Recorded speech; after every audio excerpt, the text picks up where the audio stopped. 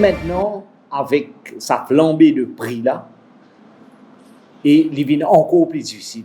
Surtout là, parce que nous, les pensionnaires, nous autres aussi, il est très très difficile avec le prix de médicaments qui peut monter, le prix de l'article qui peut monter. Donc, il devient très très difficile. Donc, dans ce sens, il est important que nous ayons une mesure et nous ayons la solidarité mauricienne. Quand nous disons la solidarité, nous pensons que Maurice est petit, il est composé de différentes composantes dans le sens qu'il y a une partie qui peut vivre au bas de l'échelle, très vulnérable. Nous avons une moyenne salariée, nous avons une grande salariée aussi. Et de ce fait, je crois que l'élan de solidarité est important que tout le monde essaie de contribuer quelque part dedans. Il est capable de quelques mesures qui peuvent paraître peut-être ridicules, mais je pense qu'il y a un geste important de solidarité.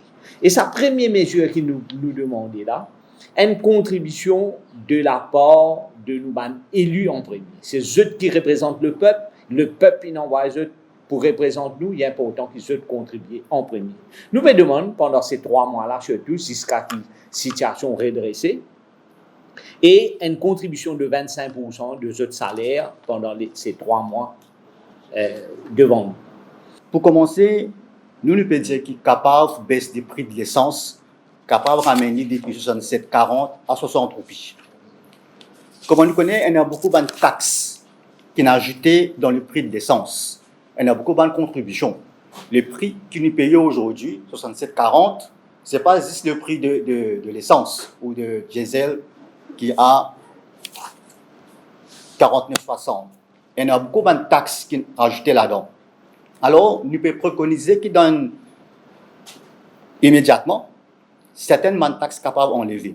Par exemple, il y a une contribution to Road Development Authority qui vient ajouter avec le prix qui nous payait sur l'essence. Le Road Development Authority, juste pour faire un rappel, déjà, l'automobiliste paye ce qu'on appelle une road tax, ce qu'on appelle la déclaration dans le langage commun. Nous pouvons déjà payer la déclaration pour certaines voitures le 3005, l'autre voiture le 4005, et pour une voiture qui appelle CC plus fort, paye plus que ça. Nous déjà payer une road tax de l'autre côté. Maintenant, de ce côté, nous pouvons venir rajouter une Road Development Authority taxe encore sur le prix de l'essence. Nous pouvons dire dans les médias, nous enlève ça. Ne pas taxer la population 2 fois. Il y a une double taxation. Il y a aussi une contribution to Logistics, Transportation and Storage. Nous pouvons dire, pour le moment, le gouvernement prend en charge sa contribution-là. Qui fait un automobiliste qui vient payer pour ça. Il y a aussi la contribution for the construction of storage facilities for petroleum products.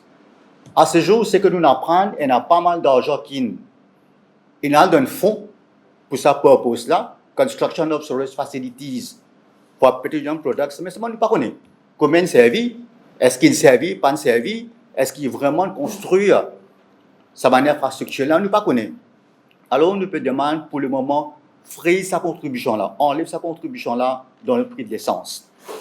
Il y a aussi des contributions très controversées déjà. La contribution pour COVID-19 Solidarity Fund et la contribution to finance the cost of COVID-19 vaccines.